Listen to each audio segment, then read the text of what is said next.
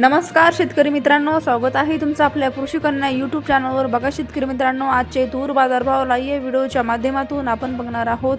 तत्पूर्वी आपण चॅनलवर नवीन असाल तर चॅनलला सबस्क्राईब करा, व्हिडिओला लाईक करा आणि शेअर करा, त्यामुळे तुम्हाला नवीन व्हिडिओचे अपडेट लगेच बघायला मिळतील। चला तर व्हिडिओला सुरुवात करूया। बघा शेतकरी मित्रांनो, कृषी उत्पन्न बाजार समिती